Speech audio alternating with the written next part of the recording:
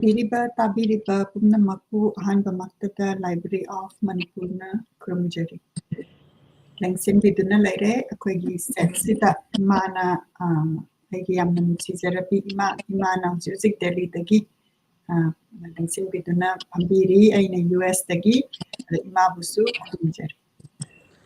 Ngasigi biriba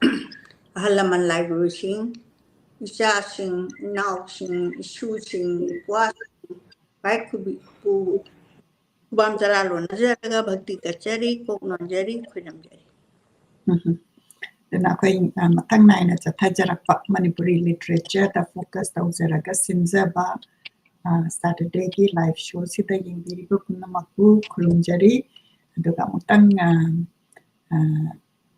share taubiyu social media ta aduga kataydagi yung biray pino haibadusu comment ta soidana mutang taubiro da ayna so mutang kano technically yung zakige aduga ay share so tauzakige the imana ako'y mayamna technically check taw yung sita ima kamay taubiri haibadu ako'y mayamda tambiyu aduga nasiki program sina kari tawbataba no haibadu ako'y mayamda pau tambiyu. Kunamaku amuk khurumjaraba matung sida ngasigi pau yamtang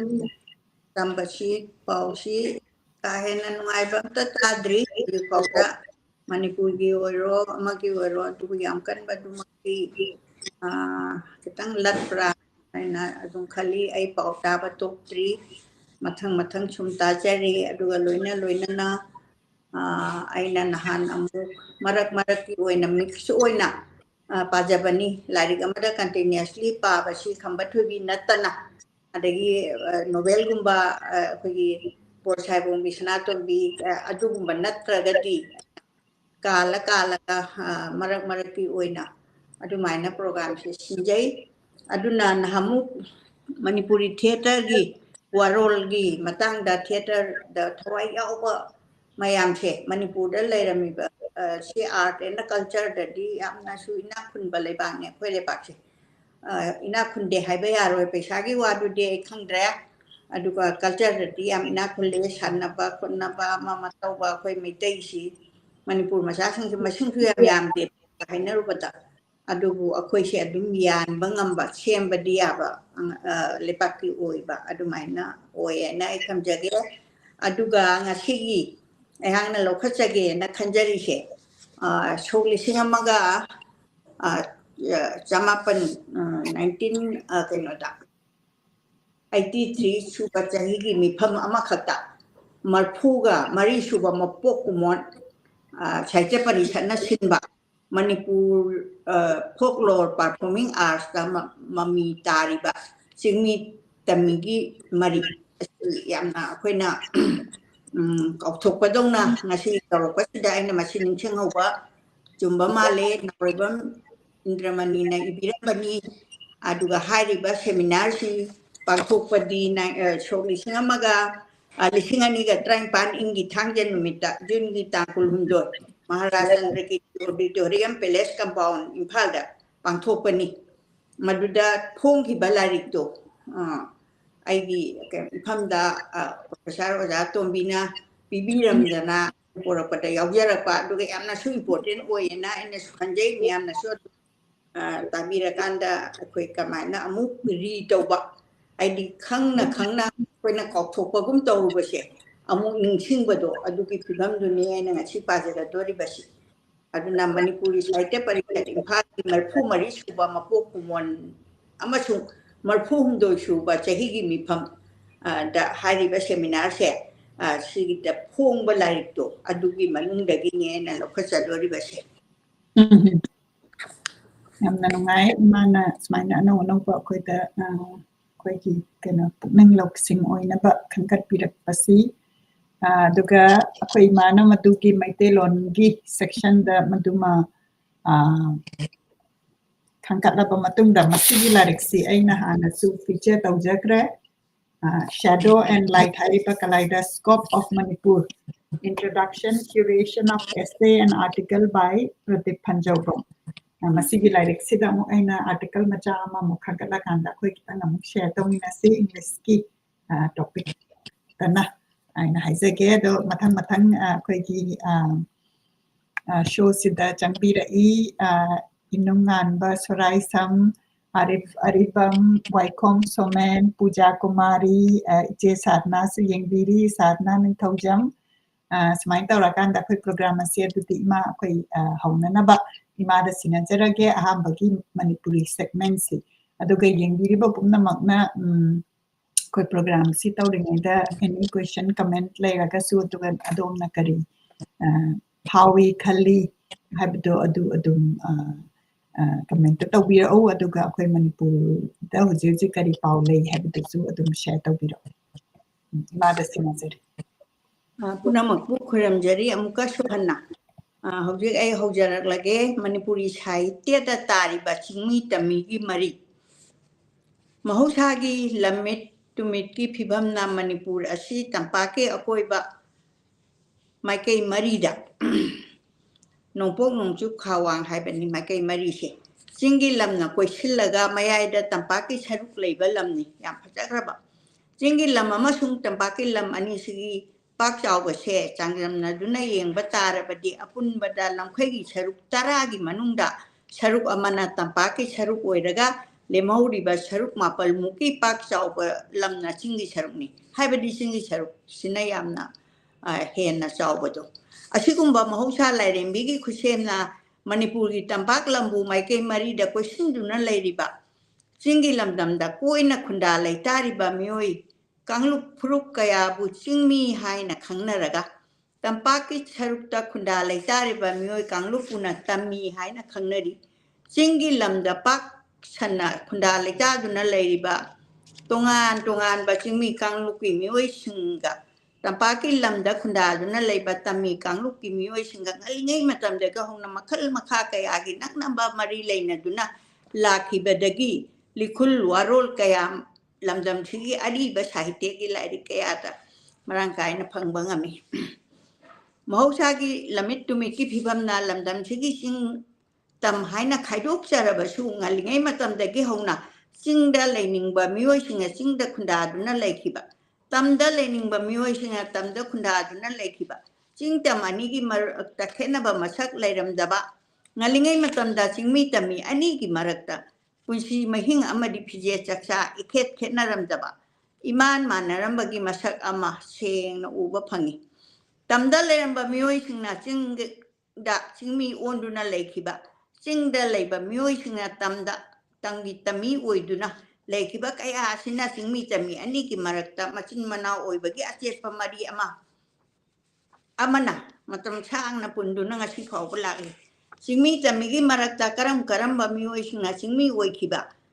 ꯀꯔꯝꯕ ꯃꯤꯑꯣꯏꯅ ꯇꯝꯃꯤ ꯑꯣꯏꯈꯤꯕ ꯍꯥꯏꯕꯒꯤ ꯃꯇꯥꯡꯗ ꯂꯝꯗꯝꯁꯤꯒꯤ ꯂꯥꯏꯔꯤꯛ ꯂꯥꯏꯁꯨ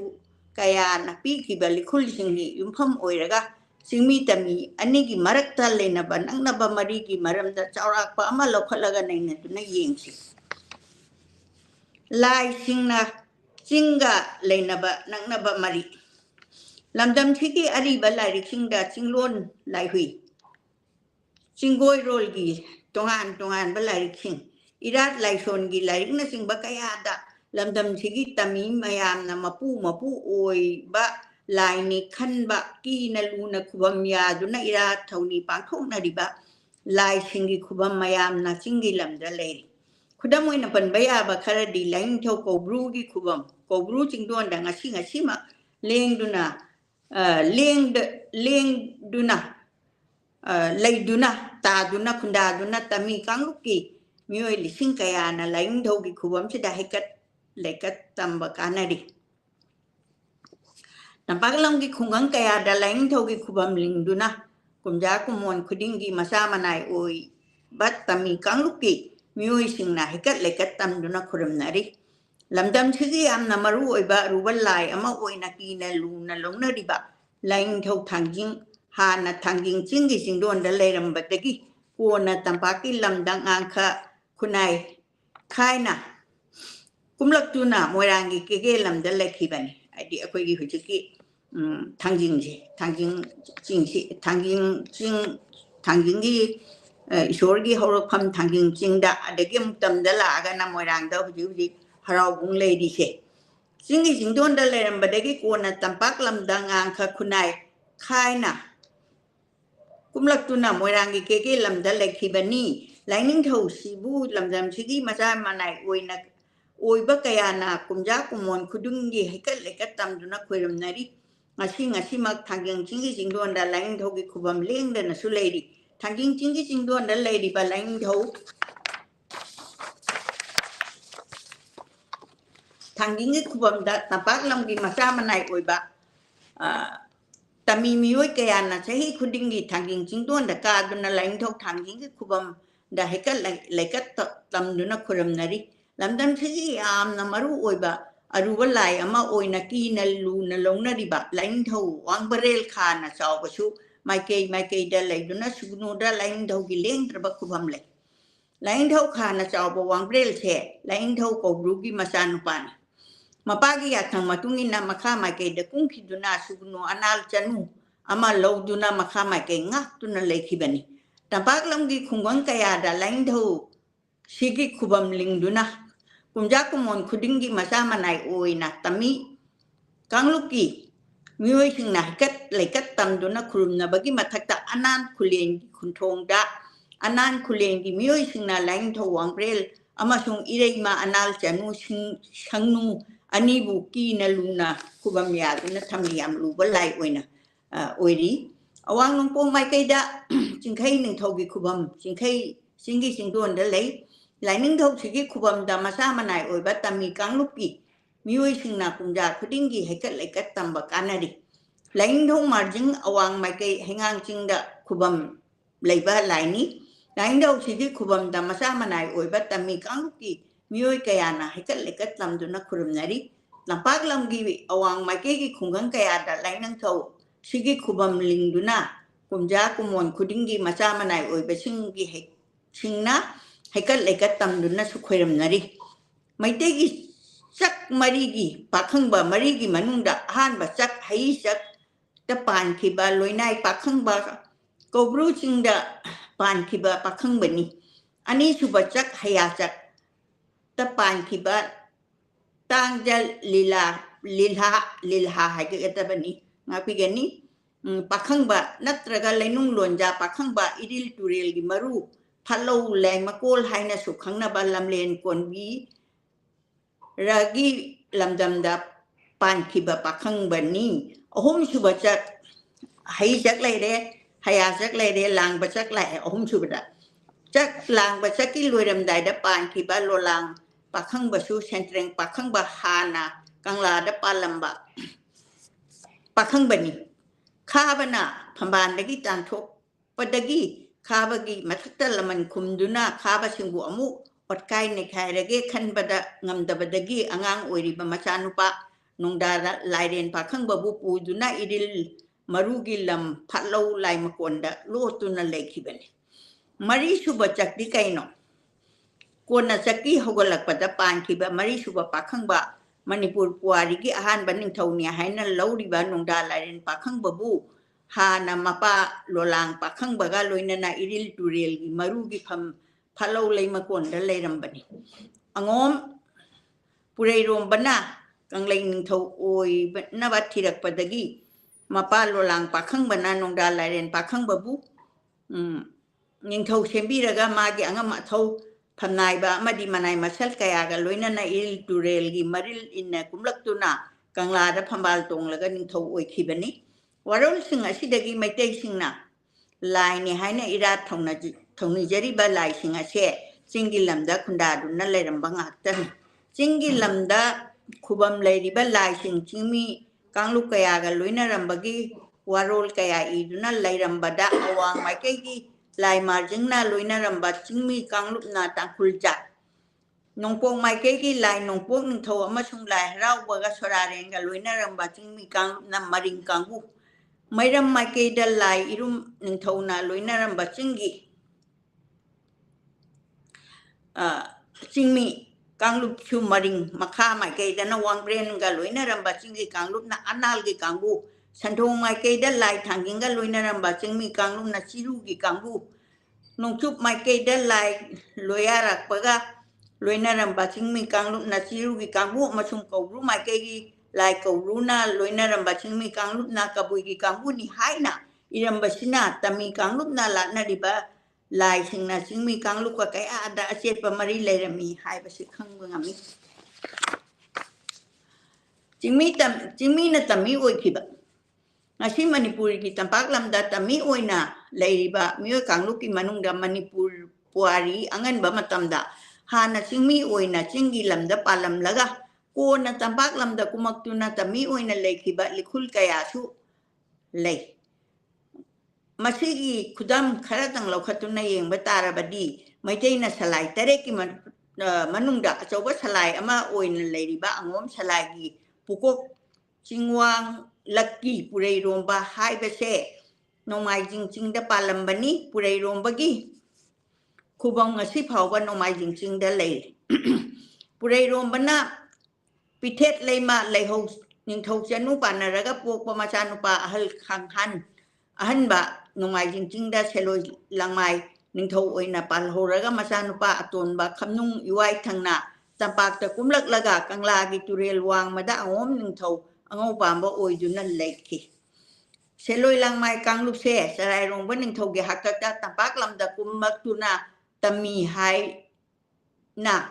tami oy na leki ngasi tami singi marakta nong may tem yendrem bam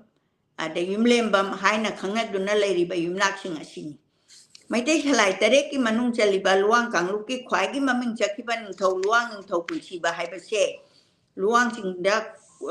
konung oy duna palamban thoni luang konung punsi bagi masa nupi likla bisa nung damnu na popa khoidom chada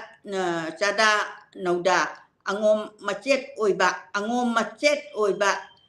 nung ba phantek kangluki maming yam na sakiban ning tho phantek choknai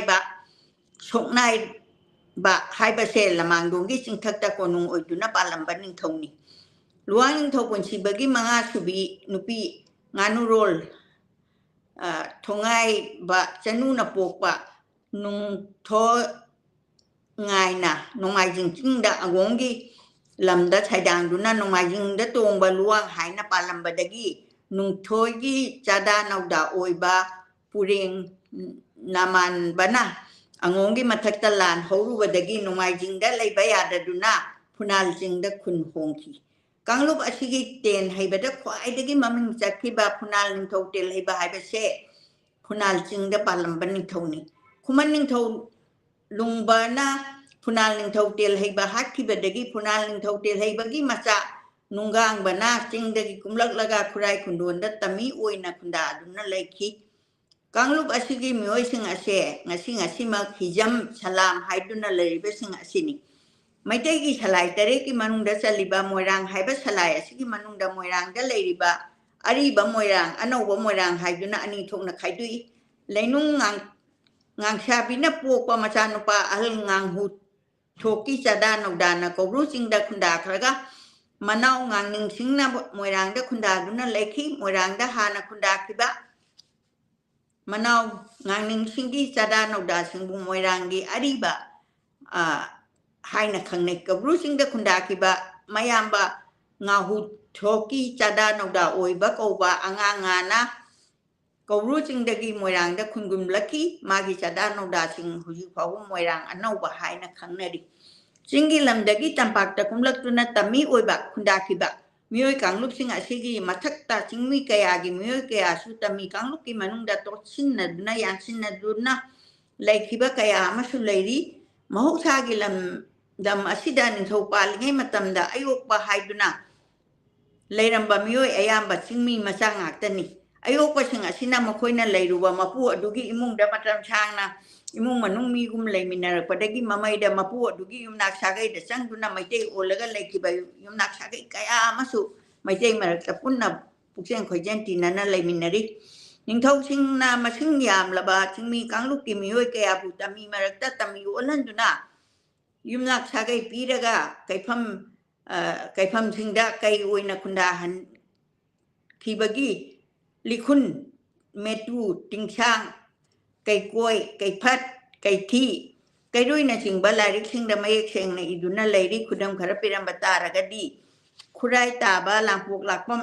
ꯊꯧꯕꯥꯜꯗ ꯂꯩꯕ ꯋꯥꯍꯦꯡꯕꯝ ꯀꯩꯅꯧꯗ ꯇꯥꯕ ꯂꯥꯡꯄꯣꯛ ꯂꯥꯛꯄꯝ ꯊꯧꯕꯥꯜꯗ ꯇꯥꯕ ꯅꯤꯡꯊꯧꯖꯝ ꯊꯧꯕꯥꯜ ꯇꯥꯕ ꯑꯀꯣꯏꯖꯝ ꯐꯣꯏꯖꯤꯡ ꯆꯤꯡꯃꯩ ꯇꯥꯕ ꯁꯣꯏꯕꯝꯗꯤ ꯃꯔꯤꯡ ꯍꯥꯎꯅꯤ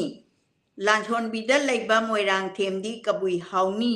ꯁꯒꯣꯜꯃꯥꯡꯗ ꯇꯥꯕ ꯑꯔꯥꯝꯕꯝ ꯀꯔꯥꯝ ꯄꯜꯂꯨꯖꯝ ꯇꯥꯛꯌꯦꯜ ꯇꯥꯕ ꯀꯣꯅꯣꯝ ꯑꯃꯗꯤ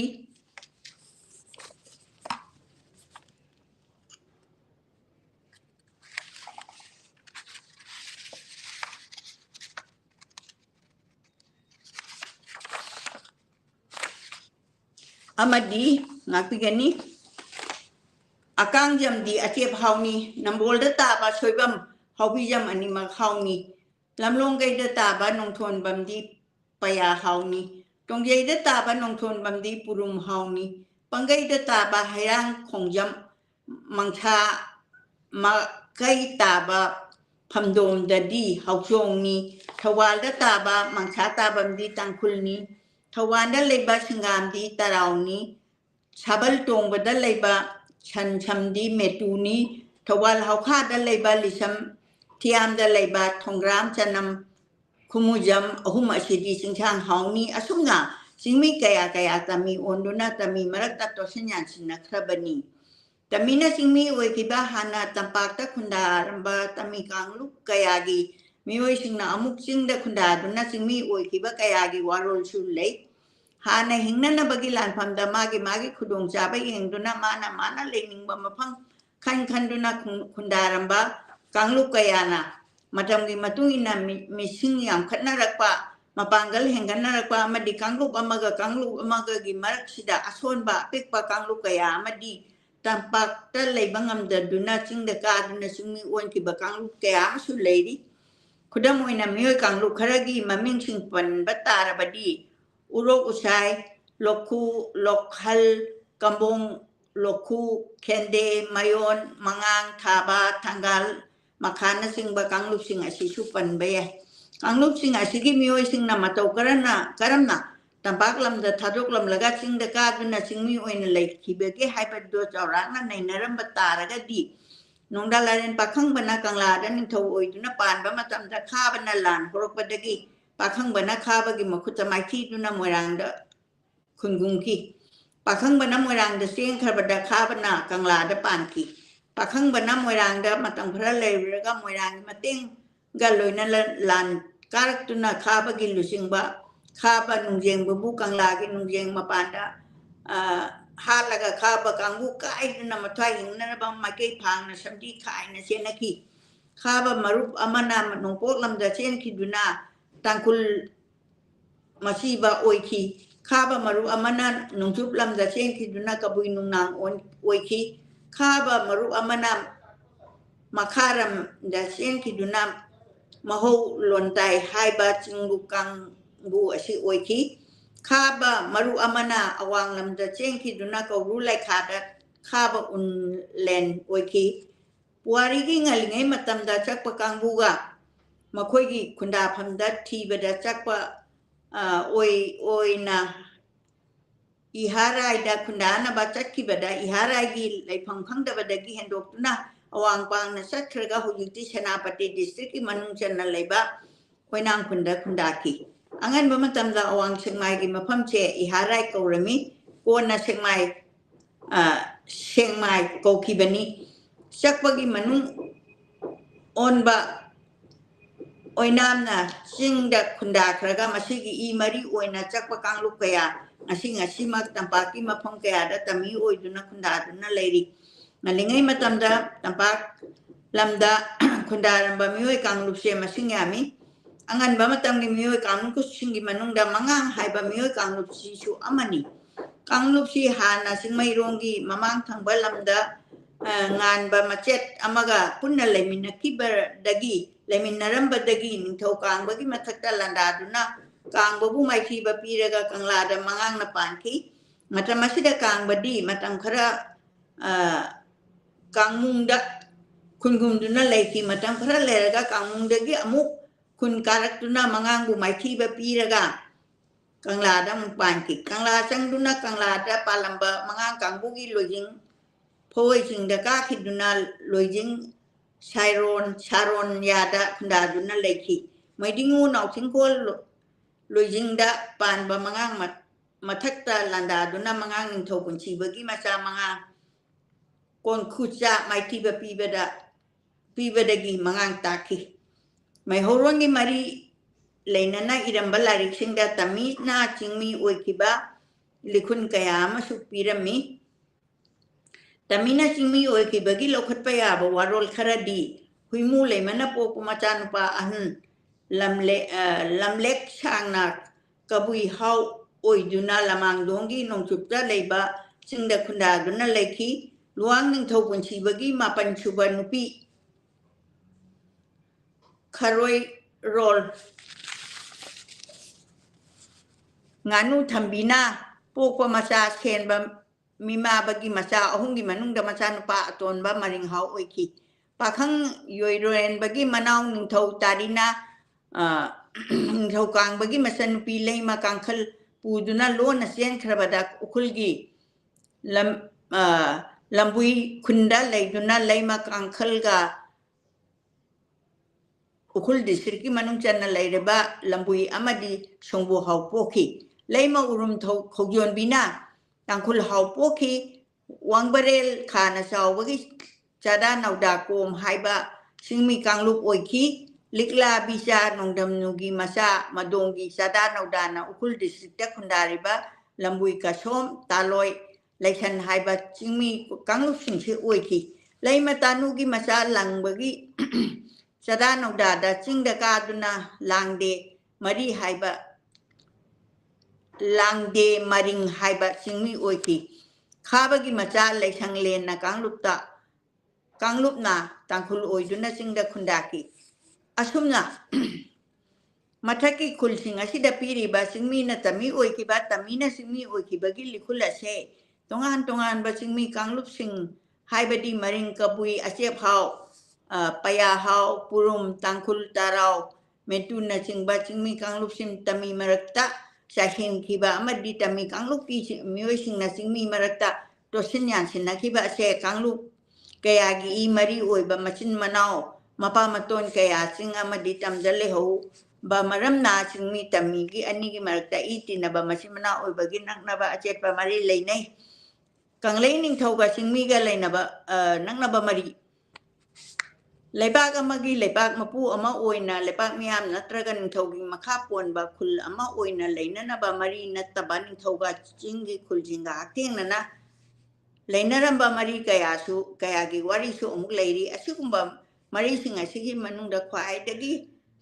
maru oi ba khara lokhatu na yeng ba tar ba di makha gi mari na singba sipan ba ya maidingu ireng ba amasung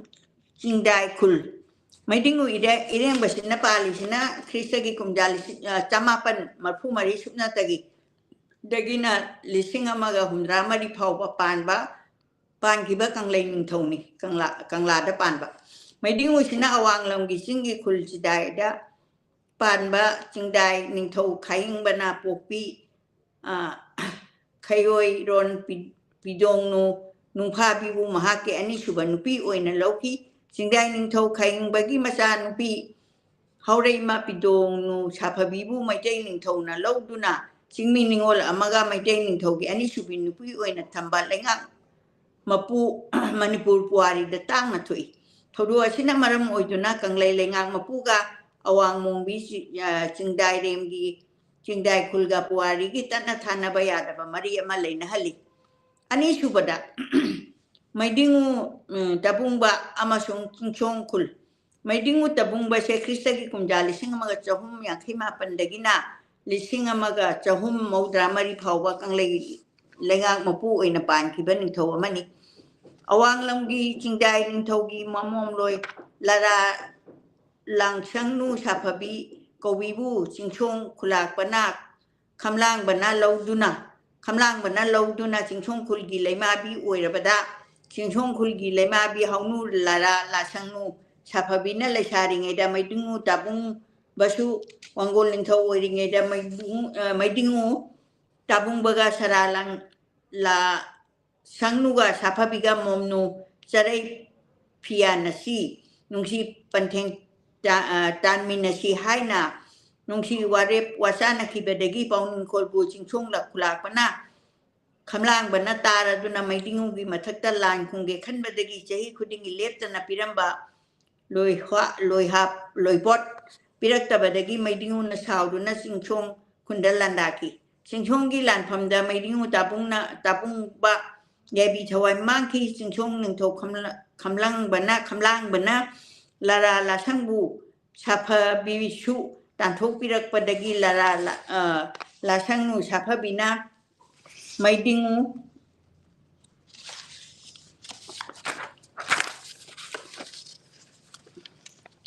tabung bagi akakpa makoku samda haptuna leipak lamda kumlak laga laija ironungda songthaduna thawai thaki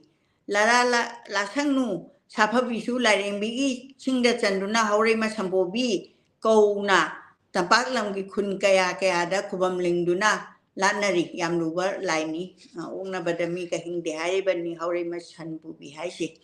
hari ba thodo asida manipuri puari da kanglei lenga mapuga lobi singchong khulga anigi munai traba mari leina hali adagi lasa ibiramisi maidingu charai rongba amasung maran kun maranda kanoni mase lasa landaba masatpani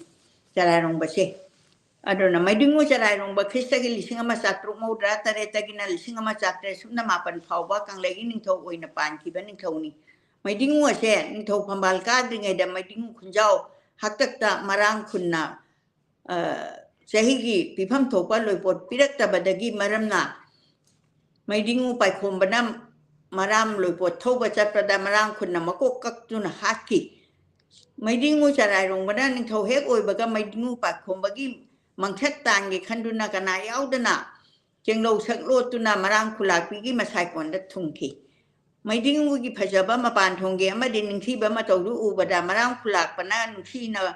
nungsiba poktuna macha sakna yoki marang khulakpagi mayumda matam changna lairakpada khulakpagi mamomloi samnuga nungsi parai sena rakhi samnugi mafamda maidingu gi asengma masak taktuna mangsat tan balakpani haiba khanghalabada samnugi matengna paikhombagi luren bupuduna masano samnuga loinana chelaktuna kanglei konungda thunglaki maidingu charai rongbana masano chingmi ningon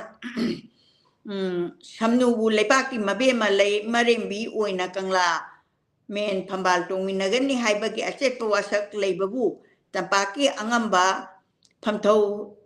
phamlup na chingbana chatna liklong kaibani haina khanbadagi thingnana bohonaki maidingu charai rongbana mangkat thangalgi lan chakringai da khudong chaba lauduna maram ningol samnugi mongba masai konbu ahing athengbada khambi mai tharokbi duna tanthokpi badagi langol chingda lai oiduna thukki edi sikiba asigumba maidingu charai rongba amadi maram ningol samnu anigi nuksi thaudo warina kanglei lengak mapuga chengi maram kunga ani ase mari leina hali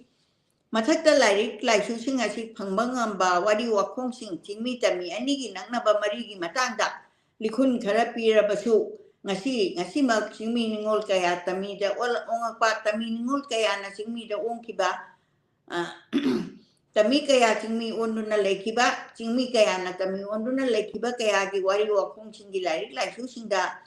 chanchindaba kaya amasu leiri bani manipurgi sahitya da chauna mamita duna leiba chingmi tami anigi tanna thanaba yadraba nangnaba mari sing asina lamdam chingi chingmi tami anibu matam pumbada nanthokpa ngamdraba chetna punduna thamba oirasanu masi inaba hotnabada akhoi aibana mating lokhiba lairik singsi makhada pijari ahanbada o bogesor ani subada el ibungohal amasung en khelchandra ai lai oi khraba lai gumlaba misang aktani iroma movie ahum subada mari subada thongam madhop aduga en khelchandra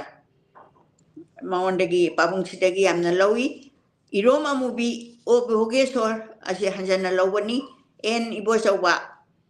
adai M Narendra N Ibo Chauba KICI ma sagai salai rol irat lai sol ning thorol lambu ba ID moina iramba lai sing je kai no bu o boge sorna kari dagi lawi ning thorol lambu ba dagi adagi ibung hal dagi na chai tharon kumba ba dagi lawi iroma mu bidena le ho nau pham lon ID puran ngatani thonga ma dok amasung en khel chandra dagina kunung lisat sajat iroma movie dagi lawna mai horror pukok aidi puyagi maming ni o boge so dagi amhona law isina moirang thorol lambu base aduga en ibo sawa thilel mairam liba en narendra dagina kawbarel khungum adagi en ibo sawa dagi amuk law basina thilel layat KICI madagina kangla layat sagai gi salai rol dagi lawasina MSKA irat laishon dagi lawasina KI Chandrasekhar asunga lairik mayam sidagi reference lawraga nauribongi Indramanina ibirambani asunga ai mayam gi mafamda thamjage adagi mana kui si kai no bu wangbarel khungum lon kauba puya khara sumaming piri singlon lai hui langol jingoi rol pakhangba lai hui ai puya ngatani sakpa khunda khuntho adagi khagem bayumbi pukhan bar lon kairoi kithi maitu tingsang miat umang lon chak mari gi waram chak ai hei chak haya chak lang ba chak khun chak to ai Sata Treta Dwapur Kali haiba duga hairap akhoi Hindu gi da hairagana Sata Treta Dwapur Kali haiba sak tanahi sak haya sak lang ba sak khunung sak haiba thangjing chingoi rol asumna singba mayam sidagi homjalaga hairiba akhoi gi nauribam Indramani sina hairiba yamna kupsanna akhoi gi damakta thambiram bani nauribam Indramani bu kong nonjari kuram jari masih ibadah ina pajare aduna puna makna warawiru khal ning kuram jari aina imana juziki amna koiki knowledgeable oiraba article se pabirak pagi tamakta thagachari do author si apoi mayam Kuruminasi magi pictures si aina social media da yengba kanda masigi pictures phangya yamtang ucharake masi ipau dagini Nauribam Indramani Bags Haisnam Basanta Kumar Award mana award si lawbagi pictures sini aduga mana pasana research tawrakanda ibi riba article da si akhoi nasi taba phangja bagi damakta thagachari haina akhoi kurumjari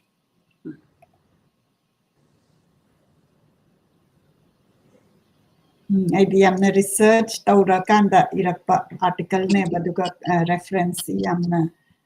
lawrakanda haitare ko idea ko ching the ki yamna aina interesting oi besi masigi show si aina samugri amuk tajagani kai gino ga magi reference da koina ayam matamda koina ching ka badani dana lai ki lai sing sai ti nongpo ning thau lai ba mafam si ma aina kurum jaba pangjare masidam maringi keno lai kan haise aidi maitai gi lai khurambaga dagi akhoi gi tribal echin now khuram ba mafam siga manai haibagi adugumba reference ne ba adagi thangjing jingdana chiru haribase tribe se adagi kaubru da na kabui find out bagi reference yamna nungsi adana akoina going inward aina tauba program sida akoina spirituality adagi sigumba se aina interest lay se adana sigumba gi akoina kaubru da na kamaina lai silat pano adagi kabui ga kamaina latminna bano kaisa khangning ba du maina power idea da maina lai habitat Begin saya yang pangre duna hai saya ina hujik kot to mangam draga su akwai na masih record tawra banina akwai me tamin na ba mukya gani ada imana masih khangkat ꯄꯤꯔꯛꯄꯁꯦ ꯑꯗꯨꯒ ꯃꯁꯤ ꯄꯥꯕꯗ ꯏꯃꯥꯗ ꯀꯔꯤ ꯐꯥꯎꯕꯤ ꯍꯥꯏꯕꯗꯨ ꯑꯩꯈꯣꯏ ꯃꯌꯥꯝ ꯇꯪ ꯇꯝꯕꯤ ꯑꯩꯁꯤ ꯇꯁꯦꯡꯅ ꯍꯥꯏꯔꯕꯗ ꯑꯩ ꯏꯁꯥ ꯏꯊꯟꯗꯅ ꯃꯁꯤ ꯂꯥꯏꯔꯤꯛꯁꯦ ꯐꯪꯅꯤ ꯐꯪꯉꯣꯏ ꯀꯥꯏꯕ ꯒ꯭ꯌꯥꯟ ꯇꯥꯕ ꯅꯠꯇꯦ ꯑꯩꯒꯤ ꯈꯣꯡꯆꯠꯁꯤꯁꯨ ꯄꯨꯟꯁꯤꯒꯤ ꯈꯣꯡꯆꯠꯁꯦ ꯑꯗꯨꯅ ꯑꯩ ꯃꯐꯝ ꯑꯃꯗ ꯑꯃꯨꯛ ꯆꯠꯂꯤ ꯑꯗꯨꯁꯨ ꯏꯁꯣꯔꯁꯤꯅ ꯑꯗꯨꯝ ꯑꯩꯅ ꯄꯥꯅꯤꯡꯕꯁꯦ ꯑꯩꯅ ꯍꯧꯖꯤꯛꯀꯤ ꯃꯇꯝꯁꯤꯗ ꯁꯤꯒꯤ ꯂꯥꯏꯔꯤꯛꯁꯤ ꯂꯩꯔꯝꯒꯅꯤ ꯀꯥꯏꯕꯁꯦ ꯑꯩ ꯊꯥꯖꯕ ꯅꯠꯇꯦ ꯑꯩ ꯂꯥꯏꯔꯤꯛꯀꯤ ꯎꯄꯨ ꯑꯃꯗꯤ ꯄꯨꯖꯔꯛꯏ ꯑꯗꯨ ꯎꯄꯨꯁꯦ ꯑꯩꯅ ꯍꯥꯡꯉꯒ ꯏꯁꯣꯔ ꯈꯣꯏꯔꯝꯃꯤ ꯅꯍꯥꯟꯃꯨꯛꯇ ꯃꯅꯤꯄꯨꯔ ꯊꯤꯌꯦꯇꯔꯒꯤ ꯋꯥꯔꯣꯜꯁꯦ ꯑꯩ ꯍꯥꯟꯅꯁꯨ ꯈꯔ ꯊꯝꯈ꯭ꯔꯕꯅꯤꯅ ꯑꯩꯅ ꯑꯃꯨꯛ ꯍꯟꯖꯟꯅ ꯊꯝꯕꯁꯦ ꯄꯥꯝꯗꯗꯅ ꯑꯩꯅ ꯆꯤꯡꯒꯤ ꯁꯤꯒꯨꯝꯕ ꯄꯨꯔꯥꯟꯁꯦ ꯑꯃꯠꯇ ꯂꯩꯔꯝꯃꯗꯤ ꯐꯅꯤꯗꯥꯏꯅ ꯌꯦꯡꯕ ꯃꯇꯝꯗ ꯍꯧꯖꯤꯛꯀꯤꯁꯦ ꯁꯤꯒꯤ ꯂꯥꯏꯔꯤꯛꯁꯦ ꯎꯠꯆꯒꯦꯀꯣ ꯍꯣꯏ ꯁꯤ ꯑꯣꯖꯥ ꯇꯣꯝꯕꯤꯅ ꯃꯥꯅ ꯒꯤꯐ ꯄꯤꯔꯛꯄꯅꯤ ꯃꯇꯝꯗꯨꯗ ꯑꯩ ꯃꯁꯤꯒꯤ ꯁꯦꯃꯤꯅꯥꯔꯁꯤ ꯌꯥꯎꯗꯦ ꯍꯥꯏꯕ ꯌꯥꯎꯔꯒꯗꯤ ꯑꯩꯒꯤ ꯂꯥꯏꯔꯤꯛꯁꯦ ꯑꯩꯅ ꯂꯩꯕꯒꯤꯗꯃꯛꯇ ꯑꯗꯨꯝ ꯑꯩꯒꯤ ꯃꯤꯡ ꯊꯥꯔꯒ ꯂꯩꯒꯗꯕꯅꯤ ꯑꯗꯨ ꯄꯥꯕꯨꯡ ꯇꯣꯝꯕꯤꯅ ꯅꯪ ꯃꯁꯤꯃꯁꯨ ꯄꯨꯁꯜꯂꯨ ꯅꯪ ꯂꯝꯐꯩ ꯆꯠꯂꯒꯗꯤ ꯊꯤꯌꯦꯇꯔꯒꯤ ꯋꯥꯔꯣꯜ ꯄꯨꯁꯜꯂꯨ ꯀꯥꯏꯅ ꯍꯥꯏꯕꯗꯨꯗ ꯑꯩꯗꯤ ꯄꯪꯍꯥꯞ ꯍꯥꯞꯆꯜꯂꯒ US ꯇꯁꯨ ꯊꯅꯝꯕ꯭ꯔꯥ ꯊꯅꯝꯗꯕ꯭ꯔꯥ ꯑꯩ ꯚꯥꯞ ꯑꯃꯁꯨ ꯏꯀꯥꯎ ꯀꯥꯎꯕ ꯑꯃꯁꯨ ꯇꯧꯋꯦꯕ ꯑꯗꯨꯒꯅꯦ ꯄꯥꯔꯝꯗꯥꯏꯁꯤꯗ ꯍꯦꯛꯇ ꯆꯣꯡꯊꯣꯛꯄ ꯑꯩꯅ ꯀꯩꯒꯨꯝꯕ ꯑꯃ ꯇꯧꯅꯤꯡꯕꯁꯦ ꯑꯗꯨꯒ ꯑꯩꯅ ꯑꯍꯥꯟꯕꯃꯛꯇꯗ ꯑꯩꯅ ꯁꯤ ꯌꯦꯡꯕ ꯃꯇꯝꯗ ꯅꯥꯎꯔꯦꯝꯕꯝ ꯏꯟꯗ꯭ꯔꯃꯅꯤꯁꯤ ꯃꯃꯤꯡꯁꯤ ꯌꯥꯝ ꯆꯠꯈ꯭ꯔꯦ ꯑꯗꯨꯒ ꯑꯩꯅ ꯃꯥ ꯃꯁꯥꯁꯤꯗꯤ ꯑꯩꯒ ꯄꯔꯁꯣꯅꯦꯜ ꯑꯣꯏꯅ ꯈꯪꯅꯔꯨꯕꯗꯤ ꯅꯠꯇꯕ ꯃꯥꯅ ꯏꯕꯁꯤ ꯌꯥꯝ ꯐꯖꯔꯝꯕ ꯑꯗꯩꯗ ꯑꯩꯅ ꯁꯤꯗꯤ ꯌꯥꯝ ꯐꯩ ꯑꯗꯨ ꯑꯩ ꯏꯁꯥꯃꯛꯅ ꯐꯥꯎ ꯃꯅꯤꯄꯨꯔꯤꯗ ꯁꯤꯒꯨꯝꯕꯒꯤ ꯀꯩꯅꯣꯁꯦ ꯑꯩ ꯂꯝꯕꯦꯟꯁꯦ ꯁꯤꯗ ꯆꯪꯉꯛꯇ꯭ꯔꯤꯕ ꯂꯝꯕꯦꯟꯅꯤ ꯍꯥꯏꯕ ꯇꯥꯔꯦ ꯁꯤꯗꯤ ꯔꯤꯁꯥꯔꯁ ꯑꯃꯒꯤ ꯃꯇꯨꯡ ꯏꯟꯅ ꯇꯧꯔꯛꯀꯗꯕꯅꯦꯕ ꯑꯗꯣ ꯑꯩꯅ ꯄꯥꯗꯅ ꯌꯦꯡꯕ ꯃꯇꯝꯗ ꯌꯥꯝꯅ ꯏꯟꯇꯔꯦꯁꯇꯤꯡ ꯂꯩꯕ ꯑꯗꯨꯅ ꯃꯔꯝ ꯑꯣꯏꯗꯅ ꯍꯧꯖꯤꯛꯀꯤ ꯃꯤꯔꯣꯟꯁꯤꯅꯁꯨ ꯑꯩꯈꯣꯏꯅ ꯇꯧꯅꯔꯤꯕ ꯏꯃꯨꯡ ꯑꯃꯇꯒꯤ ꯃꯆꯥꯁꯤꯡ ꯈꯠꯅꯔꯤꯕ ꯆꯩꯅꯔꯤꯕ ꯍꯥꯠꯅꯔꯤꯕ ꯂꯥꯎꯅꯔꯤꯕ ꯄꯨꯝꯅꯃꯛꯁꯦ ꯁꯤꯒꯤ ꯃꯄꯥꯁꯤꯗ ꯁꯤꯒꯤ ꯂꯥꯏꯔꯤꯛꯁꯤ ꯐꯪꯕꯁꯤꯗ ꯑꯩꯅ ꯑꯩꯈꯣই ꯈꯨꯗꯤꯡꯃꯛꯁꯦ ꯑꯃꯨꯛ ꯂꯣꯏꯅꯃꯛ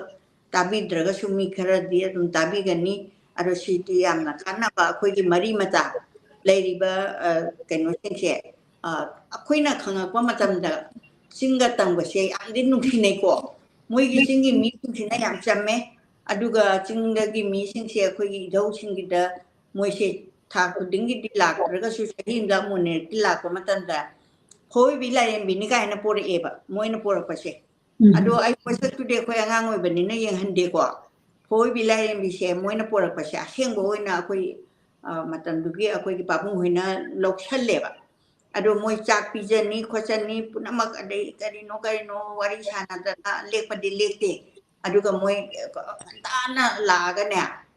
ꯅꯨꯡꯗꯥꯡ ꯋꯥꯏꯔꯝꯗꯒ ꯃꯣꯏ ꯆꯠꯈꯤꯕ ꯑꯩꯈꯣꯏ ꯃꯐꯝꯗꯣ ꯑꯃꯨꯛ ꯌꯧꯔꯨꯗꯣꯏꯅꯤ ꯈꯣꯠꯀꯗꯣꯏꯅꯤꯅ ꯑꯣꯟꯊꯣꯛꯅ ꯅꯨꯡꯁꯤꯅꯈ꯭ꯔꯕ ꯃꯔꯤ ꯑꯃꯁꯨ ꯑꯩꯅ ꯎꯕ ꯐꯪꯉꯤ ꯑꯗꯨ ꯑꯩ ꯉꯁꯤ ꯅꯥꯎꯔꯦꯝꯕꯝꯒꯤ ꯏꯕꯨꯡꯉꯣ ꯏꯟꯗ꯭ꯔꯃꯅꯤꯒꯤꯁꯦ ꯄꯥꯔꯨꯕꯗꯒꯤ ꯑꯩꯅ ꯅꯤꯡꯁꯤꯡꯉꯛꯏ ꯇ꯭ꯔꯥꯏꯕꯦꯜ ꯍꯥꯏꯕꯗꯤ ꯑꯩꯈꯣꯏꯅꯗꯤ ꯇ꯭ꯔꯥꯏꯕꯦꯜ ꯍꯥꯏꯔꯦꯀꯣ ꯆꯤꯡꯒꯤ ꯃꯤ ꯍꯥꯏꯕꯁꯦ ꯑꯗꯨꯅ ꯑꯩꯈꯣꯏꯁꯦ ꯀꯩꯗꯧꯕꯩꯅꯣ ꯑꯩꯈꯣꯏꯅ ꯌꯥꯝꯅ ꯉꯁꯤꯁꯦ ꯎꯡꯈꯠꯅꯔꯛꯏꯁꯦ ꯀꯥꯏꯅ ꯈꯜꯂꯨꯕꯗꯅꯦ ꯄꯨꯛꯅꯤꯡꯗꯁꯨ ꯌꯥꯝꯅ ꯀꯞꯅꯤꯡꯕꯁꯨ ꯐꯥꯎꯏ ꯌꯥꯝ ꯏꯃꯣꯁꯟꯁꯨ ꯑꯣꯏ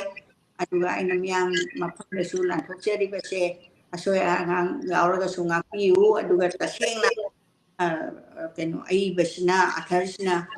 ꯌꯥꯝꯅ ꯃꯨꯟꯅ ꯊꯤꯖꯤꯜꯂꯀꯥꯟꯗ ꯏꯔꯛꯄꯁꯤꯗ ꯑꯩꯅ ꯏꯁꯣꯔꯅ ꯄꯤꯕꯅꯤ ꯍꯥꯏꯅ ꯑꯩꯅ ꯈꯟꯖꯔꯒ ꯃꯤꯌꯥꯝꯒꯤ ꯃꯐꯝꯗ ꯑꯗꯨꯃꯥꯏꯅ ꯊꯝꯖꯒꯦ ꯌꯥꯝꯅ ꯏꯃꯥꯅ ꯍꯥꯏꯔꯤꯁꯤ ꯌꯥꯖꯅꯤꯡꯉꯤ ꯑꯩꯅꯁꯨ ꯑꯩꯈꯣꯏ ꯑꯣꯊꯔꯁꯦ ꯃꯤꯡ ꯑꯣꯏꯅ ꯄꯟꯖꯔꯕꯗ ꯅꯥꯎꯔꯦꯝꯕꯝ ꯏꯟꯗ꯭ꯔꯃꯅꯤ ꯃꯥꯅ ꯁꯨꯃꯥꯏꯅ ꯏꯔꯒ ꯌꯥꯝ ꯐꯖꯅ ꯊꯝꯕꯁꯤꯗ ꯑꯩꯅ ꯁꯤꯒꯨꯝꯕꯁꯤꯒꯤ ꯄꯣꯠꯁꯦ ꯑꯩꯈꯣꯏ ꯏꯪꯂꯤꯁꯇꯒ ꯂꯩꯔꯒꯗꯤ ꯃꯌꯥꯝꯅ ꯋꯥꯔꯜꯗ ꯑꯩꯈꯣꯏ ꯃꯅꯤꯄꯨꯔꯒꯤ ꯍꯤꯁꯇ꯭ꯔꯤ ꯑꯗꯒꯤ ꯍꯧꯖꯤꯛꯁꯤ ꯃꯌꯥꯝꯅ ꯃꯅꯤꯄꯨꯔꯒꯤ ꯃꯔꯝꯗ ꯍꯪꯕ ꯀꯥꯟꯗ ꯑꯩꯈꯣꯏꯁꯦ ꯈꯪꯗꯕ ꯅ ꯍꯦꯜꯂꯦꯕ ꯑꯩꯈꯣꯏ ꯏꯁꯥꯕꯨꯗ ꯑꯗꯨꯅ ꯃꯁꯤ ꯅꯣꯂꯦꯖꯁꯦ ꯍꯦꯟꯒꯠꯅꯅꯕ ꯋꯥꯟ ꯕꯥꯏ ꯋꯥꯟ ꯍꯥꯏꯇꯥꯔꯦ ꯑꯦꯠꯂꯤꯁ ꯃꯁꯤꯒꯤ ꯁꯣꯁꯤꯒꯤ ꯇꯧꯕꯗ ꯑꯩꯈꯣꯏ ꯈꯤꯇꯪꯗꯤ ꯅꯣꯂꯦꯖ ꯈꯔ ꯂꯩꯔꯤ ꯑꯗꯨꯅ ꯑꯩꯈꯣꯏ ꯅꯣꯂꯦꯖꯁꯦ ꯈꯪꯉꯒ ꯅꯣꯂꯦꯖꯁꯤꯅ ꯄꯋꯥꯔ ꯑꯣꯏꯗꯣꯏꯅꯦꯕ ꯑꯩꯈꯣꯏ ꯃꯁꯦꯟꯐꯧꯗ ꯀꯅꯥꯅ ꯀꯔꯤ ꯇꯧꯔꯤꯒꯦꯁꯦ ꯈꯪꯅꯗ꯭ꯔꯦꯕ ꯑꯗꯨꯅ ꯑꯣꯊꯔ ꯕꯨ ꯑꯃꯨꯛꯀꯁꯨ ꯍꯟꯅ ꯈꯨꯔꯨꯝꯖꯔꯤ ꯃꯥꯁꯤ ꯁꯤꯒꯤ ꯑꯥꯔꯇꯤꯀꯜꯁꯤ ꯄꯥꯕꯗ ꯑꯃꯨꯛ ꯑꯩꯅ ꯎꯅꯅꯤꯡꯕ ꯑꯗꯒꯤ ꯃꯥꯒꯤ ꯋꯥꯔꯤꯁꯤ ꯑꯩꯈꯣꯏꯒꯤ ꯁꯣꯗ ꯂꯤꯍꯟꯅꯤꯡꯕ ꯑꯗꯨꯒꯨꯝꯕꯒꯤ ꯏꯟꯁꯄꯤꯔꯦꯁꯟ ꯂꯥꯛꯏ ꯑꯗꯨꯗꯤ ꯑꯩꯈꯣꯏꯅ ꯃꯊꯪꯒꯤ ꯍꯥꯏꯕꯤꯌꯨ ꯑꯩ ꯀꯩꯅꯣꯝꯇꯒ ꯄꯟꯖꯍꯧꯒꯦ ꯑꯩꯈꯣꯏꯅ ꯑꯅꯤꯁꯨꯕ ꯆꯦꯞꯇꯔꯗ ꯌꯥꯎꯔꯤꯁꯦ sisu marfu mari suba mapo kumondi marfu doi suba chahi gi mi pam hai same seminar ko seminar sida ani suba sida kari mu iramge bu sahitya folklore amasung performing arts da mami tariba singmi tamigi mari Manipuri folklore da tariba singmi tamigi mari sina kanana mu gebu Dr. Chirom Ras Ketan Singha assistant professor kha Manipur college sina mu masu yam phajana kanoni masina mu akoina ai bo na leiramdaba folklore haise cinthange na la amana wari mu liraga akoina thaina anga ngorengeda iben ni pu pan thabagi wari se pan thabai wari iramba se akoi thengnade ahan singna liramaga iben na aduni ipuna aduni yongyam na aduni haiba se adumaina cinthange na lakpa sibu folk tale South Bengal kaina koi no ji phauri se sumain tawdana folklore haise adu rongi parang aktane batama ise akoi su folki kaino akoi gi makhara de adum yaurai tawi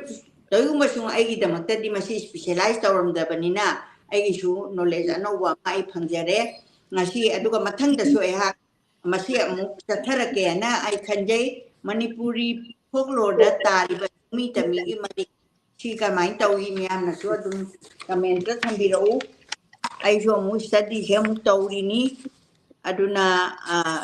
sida mana su yamna keno tawi ras kari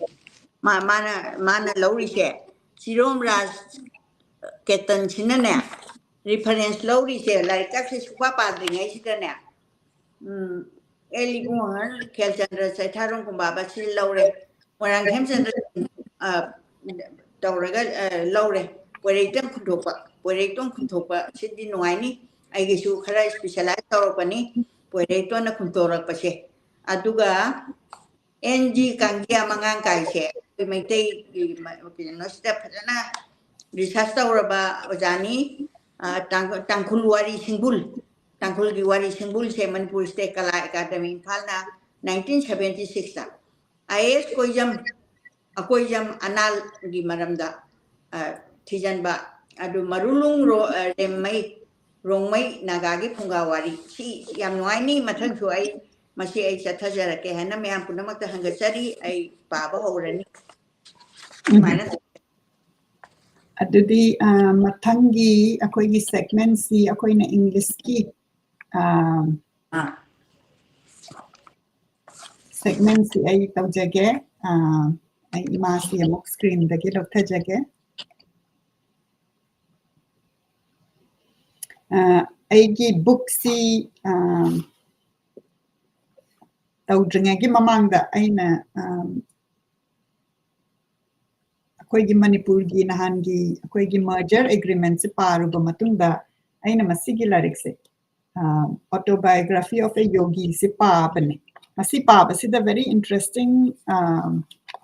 thing sigi map CMBU komaya India gi map ne mase sigi lariksi original unaltered edition ne ba masigi lariksi 1945 ta phong bane ba first edition se let me see 1945 the first edition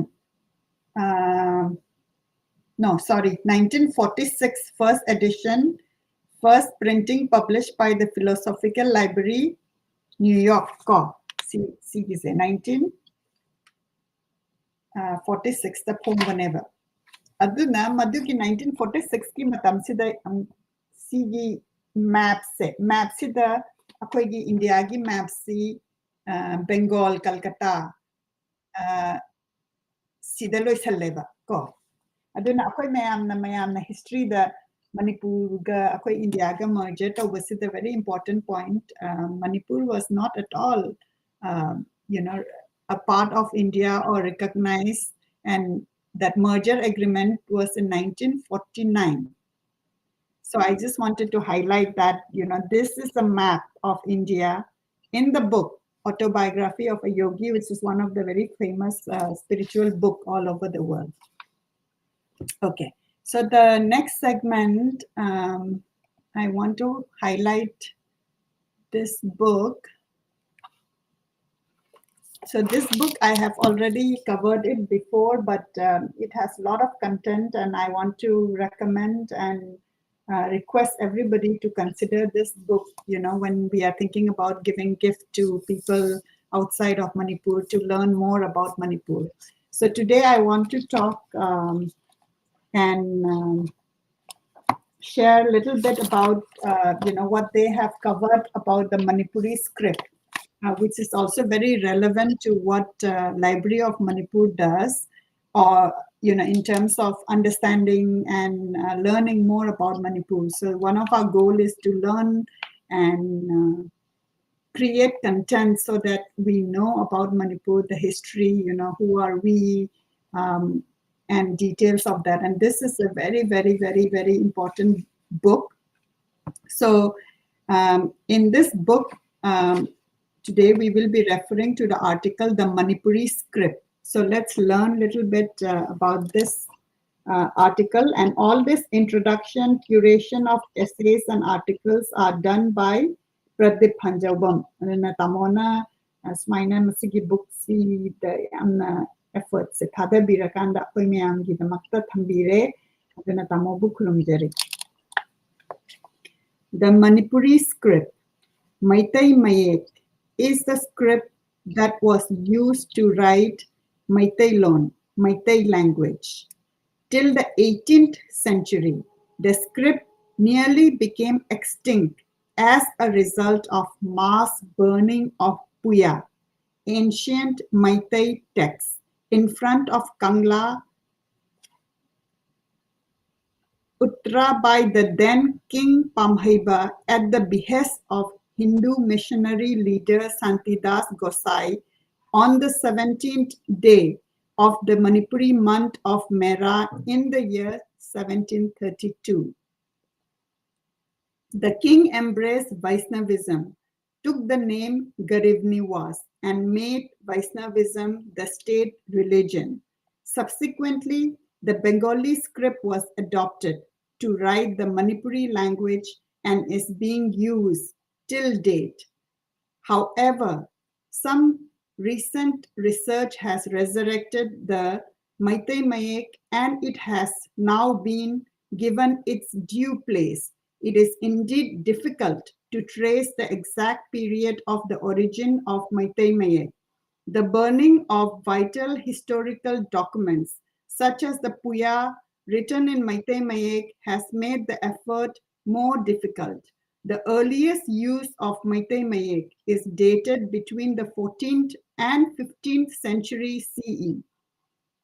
A stone inscription found at Khoibu in Tengnopal district contains royal edicts of King Kiamba 1467 to 1508, which was the beginning of the Royal Chronicle of Manipur, Chaitharol Kumbaba. According to the very few Puyas that survive, such as Wakoklon Thilel Salai Sinkak and Wakoklol Thilel Salai Amailon, the Maitai Mayek is comprised of 18 alphabets. Even during the reign of King Pamhaiba, 1709 to 48, all documents were written in these 18 alphabets. Pamhaiba embraced Hinduism in 1717. Few years after this, he ordered the destruction of pre-Hindu places of worship and the burning of all Puyas. After the massive destruction of the pre-Hinduism records of Maitai philosophy, literature, and history, the king and his descendants tried taking total control of the cultural, literary, and religious affairs of the people. But the official effort of the Konung, or the royal palace, to impose a concoction of Bengali, Devanagari, and Gurumukhi script on the people was not welcomed by one and all. From 1709 to 1941, the Bengali script replaced Maitai Mayek and subsequently became the official script of the royal palace. During this phase, there were many voices of dissent. The most strident voice of dissent came from a Meitei scholar, Lainingkhan Nauria Phulo, Naurem Phumdrei. Nauria started the movement to revive Kanglei or Meitei tradition in 1930 from a village called Zeribon, Laishram Khul in Kasar, Assam. He developed a script and named it after him. The Nauria Mayek challenged the script imposed and propagated by the royal palace in Manipur. It had 24 alphabets. The voice of revivalism and the new script soon spread across the entire state. An organization called the Meitei Maru was formed in 1947 in Manipur to propagate the Nauria Mayek. Serious debates on the script began in 1950. A state-level committee called the Mayek Luktin Committee MLC was formed in 1958 to conduct a study. A subcommittee of the same group concluded that there are only 18 alphabets in the Meitei Mayek. Though the effort of Nauria Phulo was appreciated, another conference on Mayek in 1969 discovered that some of the alphabets of the Nauria Mayek were Bengali and Devanagari. The same conference also found out that not a single ancient Meitei Puya was written in Nauria Mayek. After a thorough study of an original Puya called Wakoklon Thilel Salai Amailon Pukok, the participating judges recommended that the actual Meitei Mayek has only 18 alphabets. The most significant development in the history of the Meitei Mayek took place in 1976. During the Writers' Conference held in the same year, all the groups working towards the development of Meitei Mayek officially endorsed the 18 alphabets and urged the government of India to popularize the script. The supporters of the Nauria Mayek did not oppose the move. Thus, the present Meitei Mayek re-emerged with new vigor. The 9 letters called the Lom Iye, which are derivatives of the previous 18 alphabets, were added so as to incorporate additional phonetic sounds present in Meiteilon as a result of historical changes. On 19 January 1983, the Department of Education, Government of Manipur prescribed Meitei Mayek Tamnaba Mapi Lyric as the textbook for students of class 6. The notable feature of Meitei Mayek is that it is a syllabic alphabet in which all consonants have an inherent vowel. Other vowels are written as independent letters or by using a variety of diacritical marks which are written above, below, before and after the consonant they belong to. Interestingly, every letter is named after the part of the human body. There has been a stern movement for the revival of Meitei Mayek in the state under the aegis of Meitei Iyek Irol Loinasilon Apunbaluk Mi Lal, MEELAL. The Bengali script is being gradually replaced by the Meitei Mayek with the introduction of this script for learning Manipuri language in the educational curriculum of the state. It may be worthwhile to mention that Huyen Lanpao Daily has started an edition in Manipuri language written in Meitei Mayek some months back, and notably it has been able to draw some significant numbers of readers amidst mass campaign for the revival of Meitei Mayek in the state. So this is a very, very important book, and you can see the reference of the language in this book. This is the reference in the olden Puya. So how many of you listening know how to read and write Meitei Mayek? So we can see that initially I told you that this is a very good book for gifting to other people who don't know about Manipur. But I think with this article, I would change that every Manipuri should have this because it has the history in a very short form. What the language has gone through, that Manipur civilization has, its own language, right? And we were writing in Meitei Mayek, like, from till the 18th century, and in between it was destroyed. And yet, it's very encouraging to see how there are people who are, who have been very patient, who fought through and revived the original script.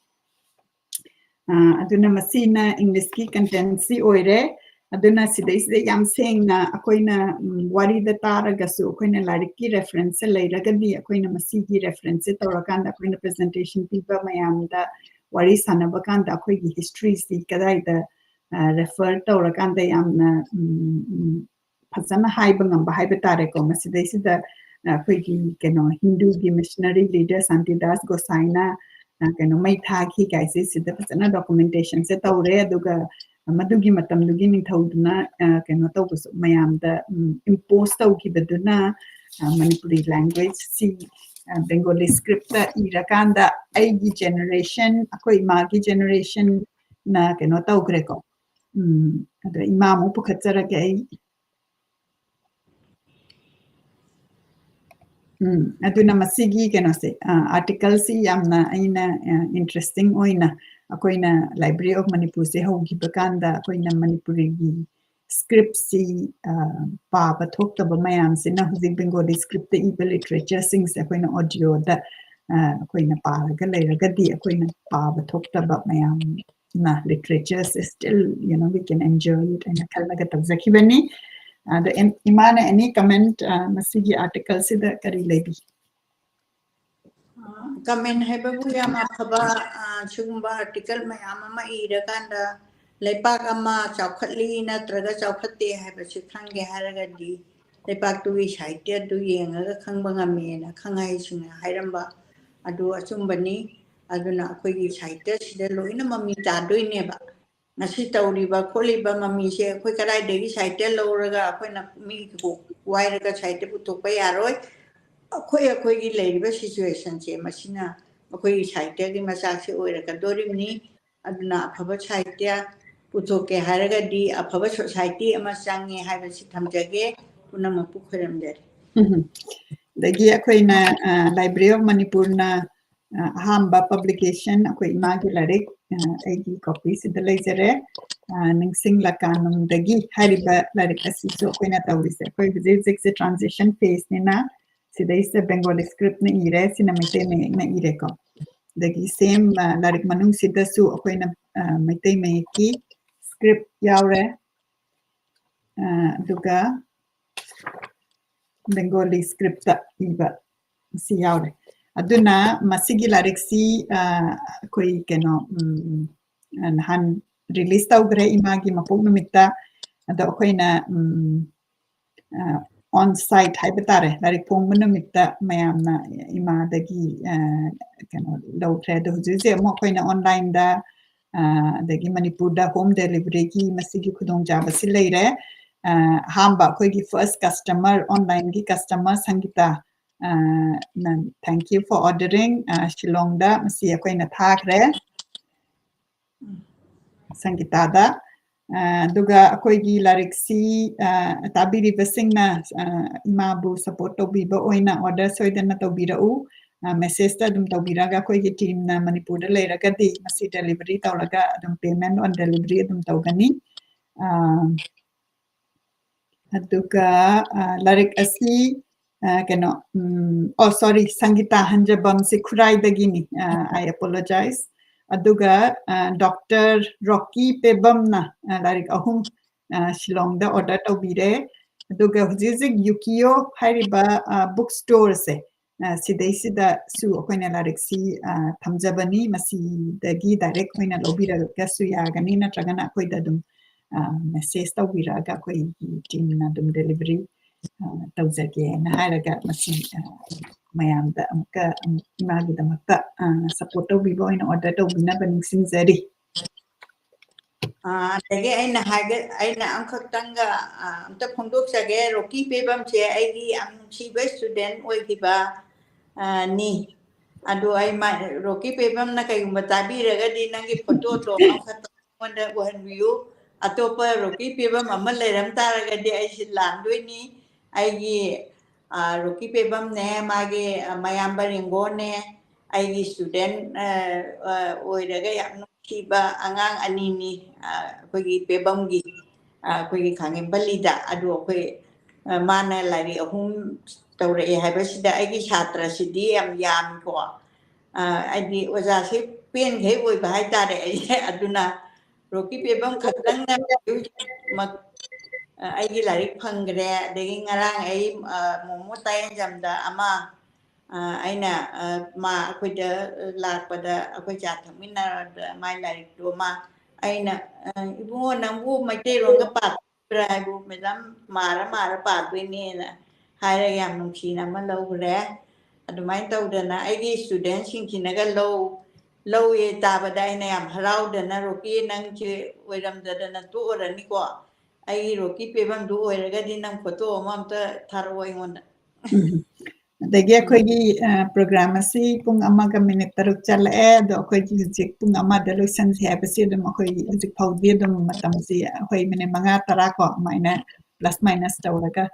ꯑꯗꯨ ꯇꯧꯔꯤ ꯑꯗꯣ ꯑꯩ ꯀꯃꯦꯟꯠꯁ ꯈꯤꯇꯪ ꯄꯥꯊꯣꯛꯆꯔꯛꯀꯦ ꯑꯩꯈꯣꯏ ꯄ꯭ꯔꯣꯒ꯭ꯔꯥꯝꯁꯤ ꯂꯣꯏꯁꯟꯗ꯭ꯔꯤꯉꯩꯒꯤ ꯃꯃꯥꯡꯗ ꯅꯦꯅꯦ ꯂꯥꯏꯖ ꯖꯃꯨꯅꯥ ꯌꯦꯡꯕꯤꯔꯤ ꯅꯦꯅꯦ ꯈꯨꯔꯨꯝꯖꯔꯤ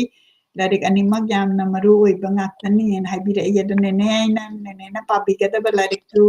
ꯑꯩ ꯉꯥꯏꯖꯔꯤ ꯑꯩꯈꯣꯏ ꯃꯌꯥꯝꯅ ꯈꯪꯗꯕ ꯃꯌꯥꯝꯁꯤ ꯁꯨꯃꯥꯏꯅ ꯇꯧꯗꯅ one show at a time ꯑꯩꯈꯣꯏꯒꯤ ꯅꯣꯂꯦꯖꯁꯦ ꯑꯩꯒꯤꯗꯃꯛꯇꯁꯨ ꯌꯥꯝꯅ ꯂꯔꯅꯤꯡ ꯑꯣꯏ ꯍꯥꯏꯇꯥꯔꯦꯀꯣ ꯑꯗꯨꯅ ꯑꯩꯈꯣꯏ ꯁꯨꯃꯥꯏꯅ ꯂꯔꯟ ꯇꯧꯃꯤꯟꯅꯁꯤ ꯃꯌꯥꯝꯁꯦ ꯊꯕꯛ ꯆꯤꯟꯅꯕꯅꯤꯅ ꯁꯤꯒꯤ ꯄ꯭ꯔꯣꯒ꯭ꯔꯥꯝꯁꯤꯒꯤ ꯊ꯭ꯔꯨꯗ ꯈꯨꯃꯟꯊꯦꯝ ꯅꯣꯅꯤ ꯃꯌꯥꯏꯀꯣꯏꯕꯤꯗꯒꯤ ꯌꯦꯡꯕꯤꯔꯤ ꯃꯦꯗꯥꯝꯕꯨ ꯂꯥꯞꯅ ꯈꯨꯔꯨꯝꯖꯔꯤ ꯍꯥꯏꯅ ꯏꯕꯤꯔꯛꯏ ꯉꯥꯟꯊꯣꯏ ꯏꯔꯣꯝꯅ ꯀꯛꯆꯤꯡ ꯈꯨꯅꯧ ꯎꯃꯥꯊꯦꯜꯗꯒꯤ ꯌꯦꯡꯕꯤꯔꯤ ꯍꯥꯏꯅ ꯏꯕꯤꯔꯛꯏ ꯁꯩꯒꯥꯜ ꯂꯝꯕꯤꯗꯒꯤ ꯄꯣꯔꯩꯍꯟ ꯃꯉꯥꯡ ꯌꯦꯡꯕꯤꯔꯤ ꯑꯗꯒꯤ ꯇꯥꯃꯣ ꯅꯦꯇ꯭ꯔꯖꯤꯠꯁꯨ ꯌꯦꯡꯕꯤꯔꯤ ꯇꯥꯃꯣ ꯈꯨꯔꯨꯝꯖꯔꯤ ꯊꯧꯗꯥꯝ ꯅꯦꯇ꯭ꯔꯖꯤꯠ ꯑꯣꯟꯊꯣꯛꯅ ꯅꯨꯡꯁꯤꯅ ꯌꯦꯡꯖꯈ꯭ꯔꯦ ꯑꯁꯦꯡꯕ ꯄꯨꯋꯥꯔꯤꯁꯤꯅ ꯑꯄꯦꯟꯕ ꯄꯣꯛꯏ ꯍꯥꯏꯅ ꯏꯕꯤꯔꯛꯏ ꯌꯥꯝꯅ ꯅꯨꯡꯁꯤ ꯇꯥꯃꯣꯅ ꯑꯩꯈꯣꯏꯒꯤ ꯏꯃꯥꯒꯤ ꯂꯥꯏꯔꯤꯛꯁꯦ ꯃꯥꯅ ꯐꯖꯅ ꯑꯦꯗꯤꯠ ꯇꯧꯕꯤꯔꯀꯥꯟꯗ ꯌꯥꯝꯅ ꯊꯋꯥꯏ ꯍꯥꯞꯄꯤꯕ ꯇꯥꯃꯣꯅꯤ ꯅꯤꯔꯃꯂꯥ ꯅꯦꯁꯤ ꯌꯦꯡꯕꯤꯔꯤ ꯅꯦꯁꯤ ꯌꯥꯎꯗ꯭ꯔꯒꯗꯤ ꯅꯦꯁꯤꯒ ꯅꯦꯅꯦ ꯂꯥꯏꯖꯒꯁꯦ ꯑꯩꯈꯣꯏꯒꯤ ꯚꯥꯕꯣꯛ ꯍꯥꯏꯇꯥꯔꯦꯀꯣ ꯁꯤꯗ ꯌꯥꯎꯗ꯭ꯔꯒꯗꯤ ꯑꯩꯈꯣꯏ ꯄ꯭ꯔꯣꯒ꯭ꯔꯥꯝꯁꯦ ꯃꯄꯨꯡ ꯐꯥꯗꯦꯅ ꯑꯩꯅ ꯈꯟꯖꯩ watching from Kontha Ahaluk Impal East ibirei Arifna ibirei good evening mama che ai tamba loidore only 8 months khakta ngaire 7th semester yaujare hairi asyam nungai Arif tabada Arif mase something toro ai Arif ka wari ama sananingi kano larik tamba loidrengai haitare ko aduga Arifna masi tamba loirakanda akoi Manipurgi seba fazana tawakani haise aina adum hui Mina Sinhana Agartaladagi yingbiri inunganba Sorai Samsu yingbiri sumaina tawdana akoigi Niju Arambamsu yingbiri aigisu copy amata order tawjage Niju kano comment ay message ta phone amtang aingonda number du haibiro aduga akoigi team na kano phone tawraga kano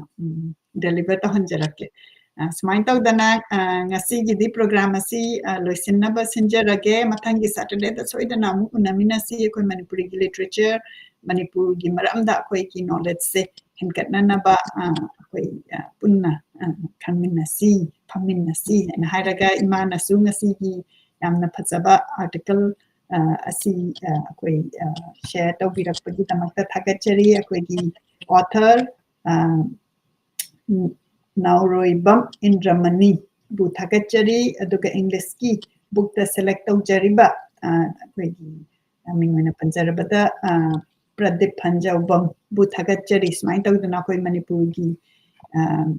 Koi na Manipursi lands different me couldn't magna swapnari but lands different ne karamana physically koi ki